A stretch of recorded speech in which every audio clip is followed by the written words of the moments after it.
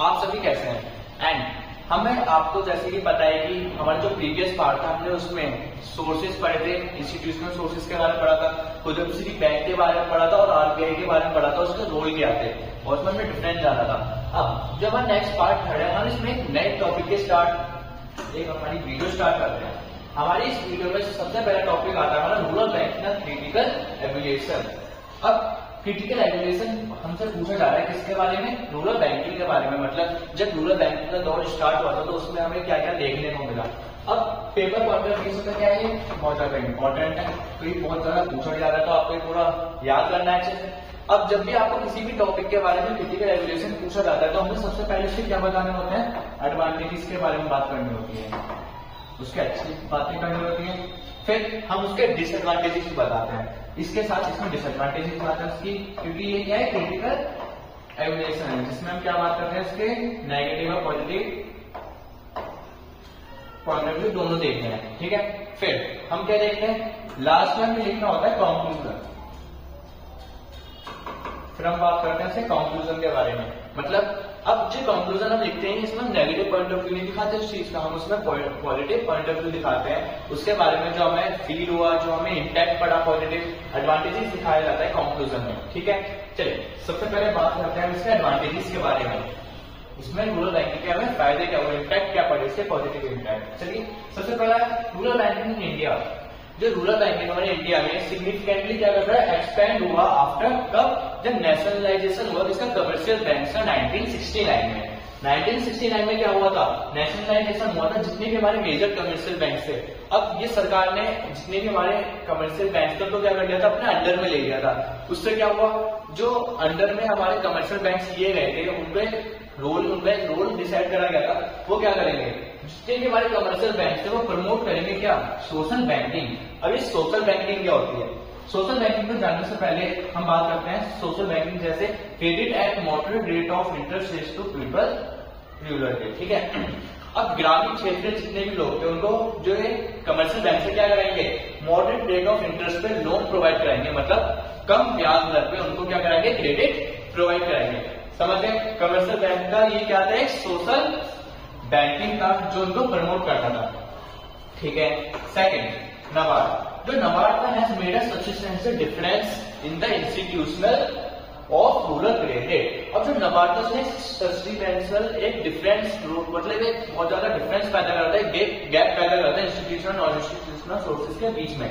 अब जो ये इनके बीच में गैप पैदा करता है कि अब वो उनको क्या देते थे, बहुत ज्यादा इंटरेस्ट रेट पे क्या देते थे, हाई इंटरेस्ट रेट पे लोन प्रोवाइड करते थे, लेकिन नबार्ड ये सब जो इंस्टीट्यूशंस है ये क्या कराते थे, बहुत कम रेट पे उनको इंटरेस्ट रेट प्रोवाइड कराते थे। और जो रूरल फाइनेंसिंग था और बहुत ज्यादा बिकम ये क्या हुआ, ऑर्गेनाइज बना, उनसे बहुत ज्यादा मतलब जितने भी रूरल पीपल था उनका शेयर किसमें बढ़ चुका है, जो रूरल क्रेडिट ज्यादातर किससे लिया जाता है, हमारा उधार गांव के जो ग्रामीण क्षेत्र है वो सारे इंस्टीट्यूशनल सोर्सेज से लेते हैं।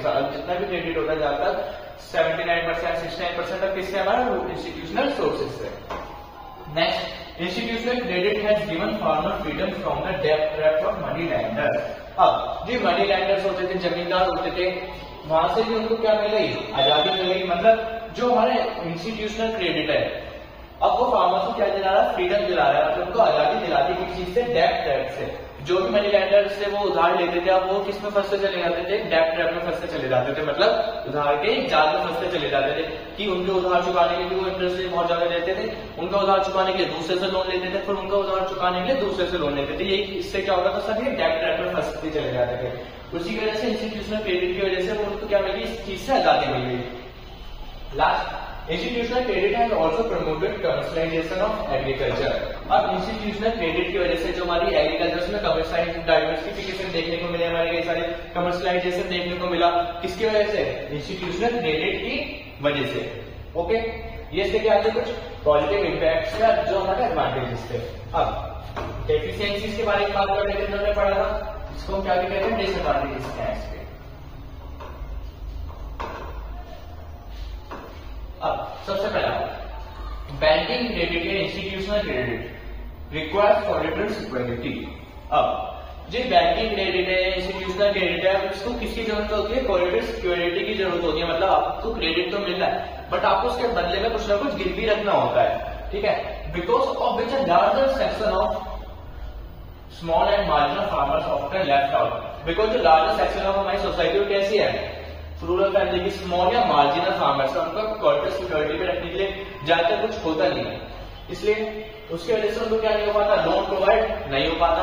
इसकी वजह से एक नेगेटिव पॉइंट ऑफ व्यू से गिना जाता है। Government often shows lack of strictness in the recovery of loans, it leads to increase the default rate. अब जो सरकारी बैंक होते हैं ये सब क्या करते हैं, जो भी लोन प्रोवाइड कराते हैं, ये बिल्कुल भी ज्यादा इसमें स्ट्रिक्टनेस नहीं दिखाई जाती कि उनको जो लोन दिया है उन्हें वापस रिकवरी में। अब उसकी वजह से जो रिकवरी ऑफ लोन है वो ज्यादा हो नहीं पाता, और इसकी वजह से क्या हो पाता है, इंक्रीज हो गया डिफॉल्ट रेट, और डिफॉल्ट रेट क्या होता है, इंक्रीज होने लगता है, क्योंकि वो गवर्नमेंट स्ट्रिक्टनेस नहीं दिखाती रिकवरी करते समय। ठीक है, थर्ड, मोस्ट फाइनेंशियल इंस्टीट्यूशन, ज्यादातर जितने भी हमारे फाइनेंशियल इंस्टीट्यूशन है other than commercial bank, commercial बैंकों को छोड़ दिया जाए, have failed to develop saving habit among farming families, so mobilization of deposit has remained very low. अब अगर हम जितने भी फाइनेंशियल इंस्टीट्यूशन है जो कमर्शियल बैंकों का छोड़ दिया जाए, जैसे नाबार्ड हो गया, सेंट्रल बैंक हो गए, उनके अलावा कोई भी सेविंग हैबिट्स पैदा करने में कोई इतनी मदद नहीं करता लोगों की, बस खाली जो एसएचजी ग्रुप्स हो गए या नाबार्ड बैंक हो गए, इनकी में क्या होता है, सेविंग हैबिट्स को क्या करते हैं, इंक्रीज होती है इनकी वजह से। Last, due to burden of debt, debt के बर्डन की वजह से on the farmer suicidal debts बहुत ज्यादा इंक्रीज हो गई है हमारी कंट्री में, पर्टिकुलरली हमारे जो आंध्र प्रदेश और महाराष्ट्र में, वहां पे जो डेट के क्या है, केसेस लेवल बहुत ज्यादा इंक्रीज हो चुका है फार्मिंग एरियाज में, अगर पर्टिकुलर फार्मिंग को देखा जाए। ठीक है, अब फॉर एक्सपेंशन, अब हम किसकी बात कर रहे हैं, कंक्लूजन। ये क्या है हमारा कंक्लूजन है,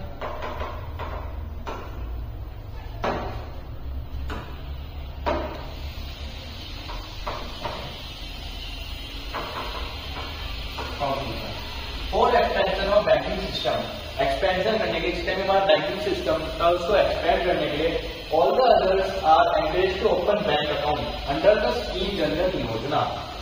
अब जो हमारी सरकार है, जो हमारा नरवाल है, उसने क्या करा, एक ऐसी स्कीम लाई जनधन योजना। अब जितने भी हमारे पहले के समय की बात है जिसमें हमारे जो बैंक अकाउंट होते थे बहुत ज्यादा कम होते थे, हमारे लोगों को मतलब इतना ना उन्हें जानकारी होती थी ना उन्हें खोलते थे, उसकी वजह से, क्योंकि आपको ये पता है कि जितना बैंक में पैसा जमा करेंगे वो आगे क्या करेंगे, लोन प्रोवाइड करेंगे, उसी से हमारे यहाँ क्या बना रहता है, फ्लो ऑफ मनी बना रहता है, बट हमारे यहाँ कम होते हैं अकाउंट, ना लोग खोलते देते हैं। उसकी वजह से सरकार ने क्या करा है, जनधन योजना स्कीम लाई, इसके अंदर देखते क्या जितने भी हमारे एक्सपेंशन बैंकिंग सिस्टम की फैसिलिटीज बनाने के लिए अडल्ट्स को एनकरेज करा गया अपना ओपन बैंक अकाउंट करें, इसमें जनधन योजना स्कीम के अंदर the account holder are entitled to accidental insurance coverage of 1 to 2 lakh. जो भी इस अकाउंट का होल्डर होगा उसको एक एक्सीडेंटल इंश्योरेंस कवरेज मिलेगा, कितना होगा, 1 से 2 लाख रुपए का, एंड ओवरड्राफ्ट फैसिलिटी मिलेगी फॉर 10,000 रुपए। मतलब अगर आपके बैंक अकाउंट में 0 रुपीज मतलब एक भी पैसा नहीं है तो आप कितने पैसे निकाल सकते हो, उससे 10,000 रुपए तक के निकाल सकते हो, विड्रॉ कर सकते हो। They can get their salary wages, जिसमें आप अपनी सैलरी वेजेस या ओल्ड एज पेंशन या other social security scheme payment जो आपका पीपीएफ हो गया of the government directly to the bank account, या तो सीधा बैंक अकाउंट में आएगा। There is no need to maintain a minimum balance, आपको मिनिमम बैलेंस बनाने की कोई जरूरत नहीं है। कुछ बैंक में होता है कि आपको एक मिनिमम बैलेंस 2005 क्या करता है, बनाए रखना पड़ता है, इसमें ऐसा कोई दिक्कत नहीं, आप क्या कर सकते हो, ऐसे नॉर्मल अपना बैंक अकाउंट जीरो बैलेंस पे भी चला सकते हो। ठीक है, this has generated more than 40 crore new account holders and banks have mobilized more than 1,40,000 crore to these accounts। अब जब ये स्कीम आई तो हमारे देश में 40 करोड़ क्या खुले इसी स्कीम के अंतर्गत न्यू बैंक अकाउंट खुले, और जो बैंकिंग ट्रांजेक्शन उसमें लोगों ने कितना पैसा जमा करा इसमें 1 करोड़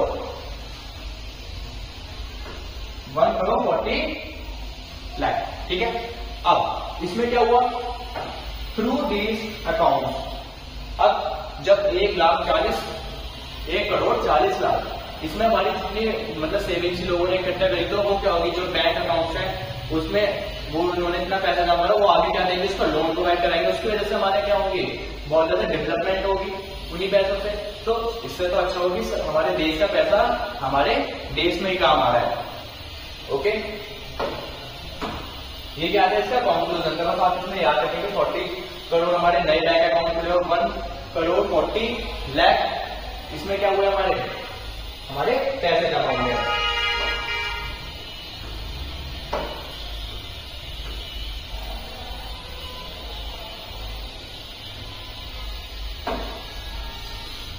किसान क्रेडिट कार्ड स्कीम, ठीक है। अब किसान क्रेडिट कार्ड स्कीम क्या थी, केसीसी। अब जो नाबार्ड बैंकर्स ने ये नया निकाला था, एक ऐसी स्कीम इंट्रोड्यूस करी थी फार्मर्स के लिए। कब करी थी? सबसे पहले अगस्त 1998 में ये क्या थी स्कीम आई थी, प्रीपेड बाय नाबार्ड। नाबार्ड की तरफ से क्या आई थी स्कीम आई थी फार्मर्स के लिए। It aims at adequate and timely support to the farmers for their short-term credit needs.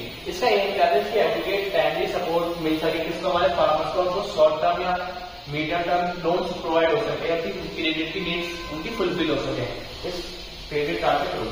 Under this scheme, इस स्कीम के अंदर किसान क्रेडिट कार्ड, जो किसान क्रेडिट कार्ड है इशू टू द फार्मर्स, इसमें इशू करा जाता है फार्मर्स को फॉर शॉर्ट टर्म क्रेडिट के लिए लो इंटरेस्ट रेट पे, फॉर क्रॉप प्रोडक्शन या नॉन फार्म एक्टिविटीज करने के लिए, ठीक है। क्रॉप प्रोडक्शन हो सकता है कि जैसे हमने पढ़ा था कि ये हमारी कुछ क्रॉप एक्टिविटीज के लिए होती हैं, कुछ होती है हमारी वो अपनी अदर देन एक्टिविटीज के लिए यूज करते हैं इन पैसों को, ठीक है।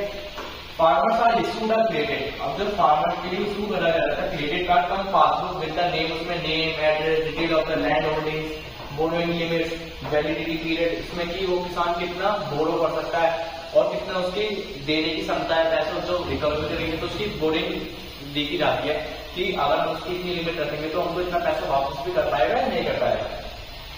ये था हमारे किसान के स्कीम। अब आता है हमारा एग्रीकल्चर मार्केटिंग और रूरल मार्केटिंग के बारे में। अब ये होती क्या है, सबसे पहले जानते हैं agriculture marketing does not simplify equal to the farmers at bringing their produce to the market for sale there, rather it includes all those activities which has been getting better price of food produce। Agriculture marketing यही नहीं है कि जो हमारे farmers है उन्होंने अपनी जमीन को क्या करा, उन्होंने प्रोड्यूस करी थी मार्केट में जाकर देख ली। एग्रीकल्चर मार्केटिंग का असली मतलब ये होता है कि इसमें सारे प्रोसेस आते हैं, उसमें इस प्रोसेस की वजह से उनको क्या मिल सके, एक बेटर प्राइस मिल सके उनकी प्रोड्यूस का, उसमें ये गिना जाता है। Agriculture marketing is the process that involves, agriculture marketing के अंदर क्या क्या आता है सबसे पहले वो देख लेते हैं, प्रोसेस देखते हैं पूरा। सबसे पहले जब फार्मर ने अपनी प्रोड्यूस करी, हार्वेस्ट कर ली, मतलब जितने फसल उगाई उसने हार्वेस्ट उसे तोड़ने का तो क्या करता है, गैदरिंग करता है। क्या करता है, गैदरिंग करता है, मतलब उन सबको इकट्ठा करता है, फिर उनको प्रोसेस के लिए भेजता है। प्रोसेस कर ली, प्रोसेस करने के बाद मतलब उनको आगे जाएगी, जितनी साफ होंगी वो सारी ग्रेडिंग करी जाएगी। फिर उनकी ग्रेडिंग में क्या होता है कि ये फसल ये वाली अच्छी, ये थोड़ी इससे लो, फिर ये इससे लो, फिर ये उससे अच्छी, इनका क्या करते हैं सेक्शन कर देते हैं अलग अलग। फिर उनकी पैकेजिंग कर दी जाती है। पैकेजिंग में क्या होता है कि ये कट्टों में फिर उनके थोड़े छोटे पैकेट बनाए जाएंगे, फिर उनसे और छोटे पैकेट्स बनाए जाएंगे, और ऐसे बड़े बड़े उनके क्या करते हैं different types of level of packaging करते हैं। फिर क्या करता है उनको स्टोर करना जाता है, मतलब उनकी जब भी डिमांड आएगी तो हम उनको क्या कर सकते हैं वहां से रिलीज कर पाएंगे, फिर उनको सेल कर पाएंगे, उनको स्टोर करेंगे। फिर सेलिंग और डिस्ट्रीब्यूशन का काम आता है, उनको बेचना और उनको डिस्ट्रीब्यूट करना हमारे ट्रेडर्स को, सेलर्स को, ठीक है। इसका प्रोसेस था। एग्रीकल्चर मार्केटिंग के प्रोसेस में हमने क्या क्या देखा, असेंबलिंग जिसे हम गैदरिंग कहते हैं, storage, processing, transportation, packaging, grading and distribution of different agriculture commodities across the country. ये क्या था हमारे एग्रीकल्चर मार्केटिंग का प्रोसेस था जो आपने पढ़ा, ठीक है।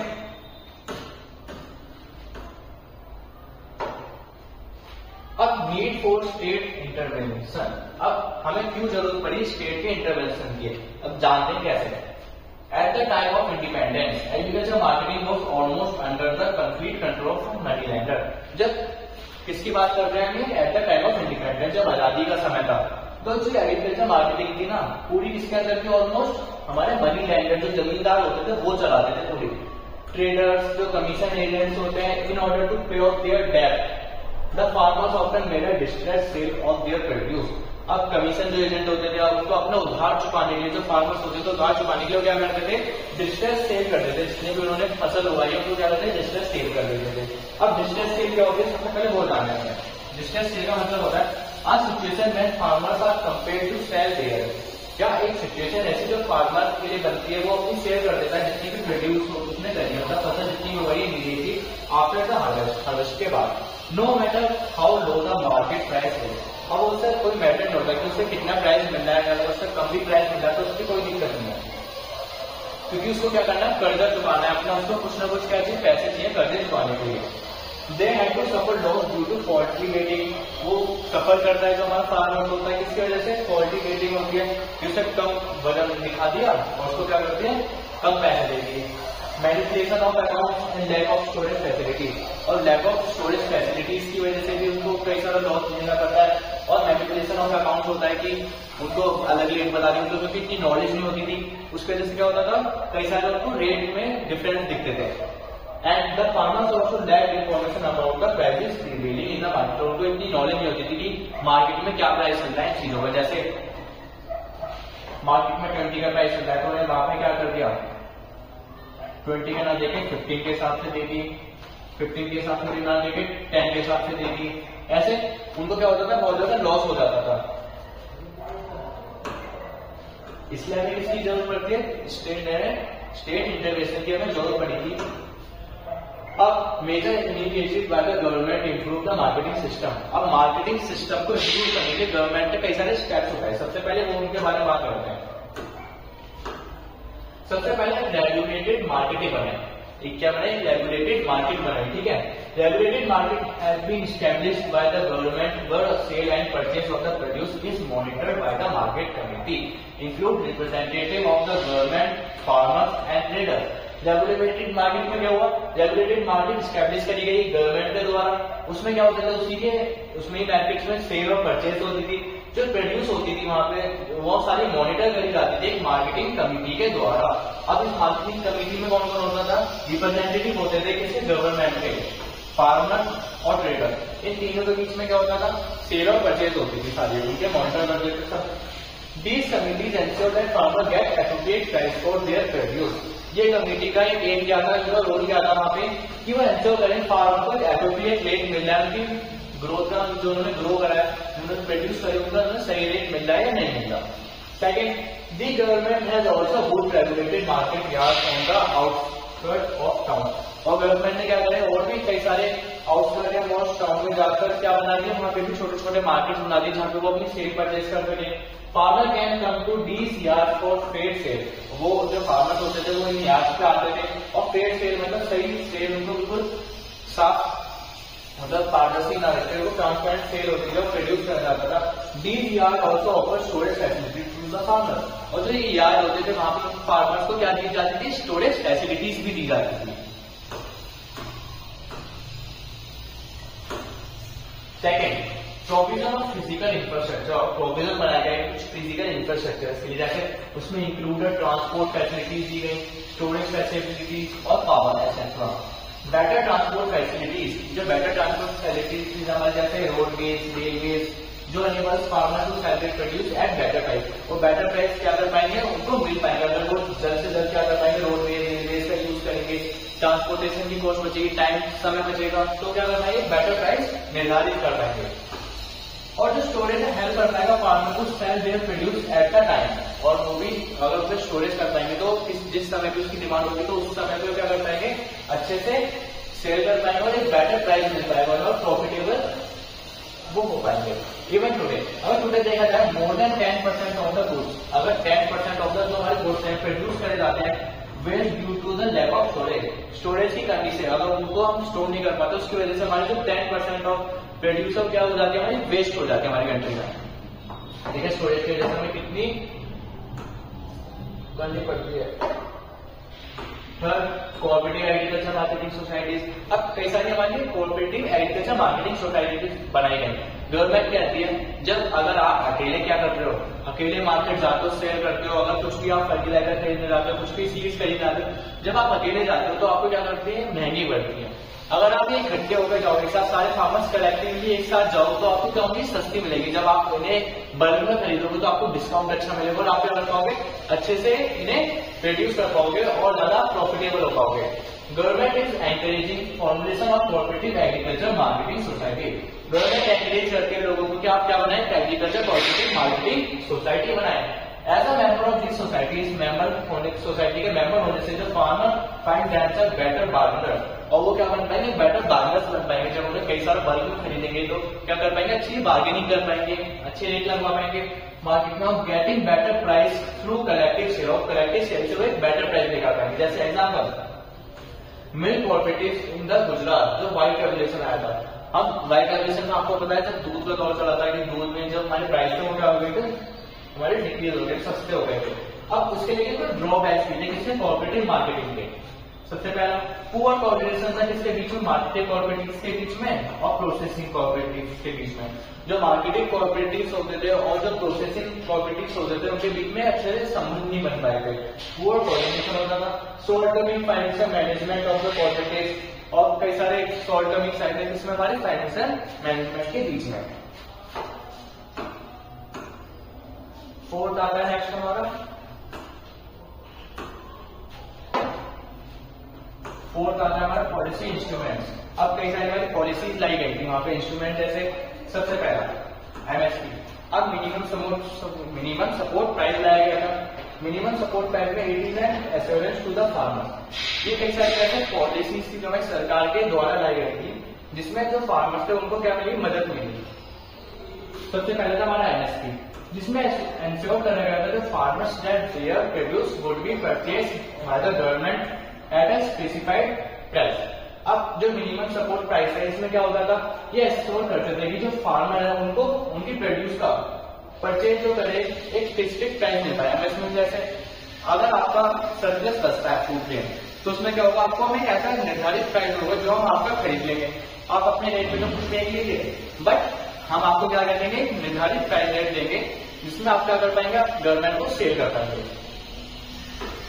Maintenance of buffer stock of rice and wheat by Food Corporation of India. अब ये मेंटेन भी करते हैं किसमें, बफर स्टॉक किसके बीच में, राइस और व्हीट। किसके द्वारा, अभी पेपर में कभी भी पूछा जा सकता है कि किसके द्वारा ये बफर स्टॉक बनाए जाते हैं। ये किसके द्वारा बनाए जाते हैं, फूड कॉर्पोरेशन ऑफ इंडिया। ठीक है। MSP purchase from the farmer, जब वो फार्मर से परचेज करते हैं एमएसपी, आज क्या कहते हैं, बफर स्टॉक। अभी बफर स्टॉक बना के रखते हैं कौन, हमारी सरकार।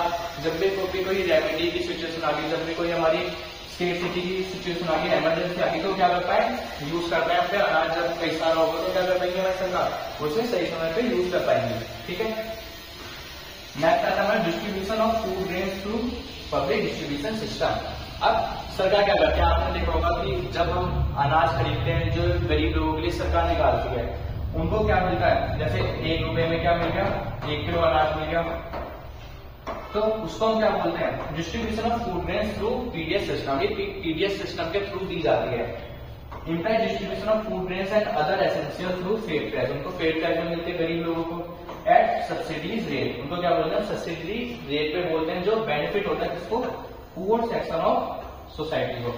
समझ गए। ये ऐसे होगा जो हम मतलब उसके अनाज की दुकान बोलते हैं, अनाज आज में मिल रहा है, तो ये क्या होगा, हमारे पीडीएस सिस्टम के थ्रू हमें क्या मिलता है, अनाज मिलता है सस्ते रेटों पे गरीब लोगों को। अब कुछ शॉर्ट टर्म्स देखेंगे। शॉर्ट टर्म्स किसमें देखेंगे, हमारी एग्रीकल्चर मार्केटिंग में। सबसे पहला लैक ऑफ ट्रांसपोर्टेशन फैसिलिटीज। अब ट्रांसपोर्टेशन फैसिलिटीज ना होने के कारण अब जो फार्मर्स होते थे उनको क्या होती थी, प्रॉब्लम्स होती थी, उनको बेटर प्राइस नहीं मिल पाते थे, रोडें अच्छी नहीं थी, सड़कें अच्छी नहीं थी, उसके वजह से क्या नहीं हो पाता था, उनको बेटर प्राइस नहीं मिल पाता था, उनको दिक्कतें होती थी। फोर्स सेल होती थी, फोर्स सेल की वजह से उनको प्राइस नहीं मिल पाते थे अच्छे, किसकी वजह से, हमारे डिस्ट्रेस सेल की वजह से। हमने पीछे देखा था कि डिस्ट्रेस सेल की वजह से हम क्या कर पाते थे, फोर्स सेल करनी पड़ती थी मनी लेंडर्स के डेट को चुकाने के लिए। Lack of credit facilities, credit facilities की कमी होना। हमने पढ़ा था कि कोलेटरल सिक्योरिटी रखनी पड़ती है उनको कमर्शियल बैंक्स हो गए, इंस्टीट्यूशनल सोर्सेज में, तो लोगों को इतनी जानकारी भी नहीं थी। लैक ऑफ स्टोरेज फैसिलिटीज, और स्टोरेज फैसिलिटीज न होने के कारण भी लोगों फार्मर्स को लॉस देखना पड़ता था। हमने पढ़ा था कि 10% ऑफ जो हमारा प्रोड्यूस होता है वो क्या जाता है, हर साल वेट जाता है, किस वजह से, प्रॉपर स्टोरेज फैसिलिटी नहीं होने के कारण। प्रेजेंस ऑफ मिडलमैन, मिडलमैन की वजह से भी जो बीच में होता है, जो बीच में बिचौलिए होते हैं, उनकी वजह से क्या होता है, उनको लॉस देखना पड़ता है फार्मर्स को, उसकी वजह से भी उनको क्या होता है, लॉस होता है। And lack of standard weight and measures, और वेट और आपने हमें पीछे पढ़ा था कि जो स्टैंडर्ड वेट है मेजर्स है उनमें भी क्या होती है, कई सारी दिक्कतें कर देते हैं जो मिडलमैन होते हैं, जिनको फार्मर सेल करने जाते हैं, उनको कम वजन बता के सब करके, तो उसकी वजह से भी कई सारी दिक्कतें देखनी पड़ती है। और इनएडिक्वेट मार्केट इन्फॉर्मेशन, और उनको मार्केट इन्फॉर्मेशन के बारे में ना पता होना फार्मर्स को कि हमारे मार्केट में क्या प्राइस चल रहा है, क्या प्राइस नहीं चल रहा, उसकी वजह से उनको क्या देखने पड़ता है, लॉ देखने पड़ते हैं। कुछ हमारी क्या थी, शॉर्ट कमिंग थी, हमने पढ़ी आज। ठीक है, चलिए आज में काफी है ना। अब हम मिलेंगे अपनी नेक्स्ट वीडियो में। अगर आपको इस पार्ट में कुछ भी दिक्कत लगती है जो आज हमने पढ़ा, तो आप हमें कमेंट सेक्शन में बता सकते हैं और मैं आपको इसका नेक्स्ट पार्ट में बता दूंगा अगर आपको कुछ भी दिक्कत होगी। अगर आपको हमारी वीडियो अच्छी लगी हो तो हमारी चैनल को सब्सक्राइब करें, लाइक करें, ज्यादा शेयर करें। मिलते हैं अपनी नेक्स्ट वीडियो में बहुत जल्द, तब तक के लिए बाय बाय, सी यू।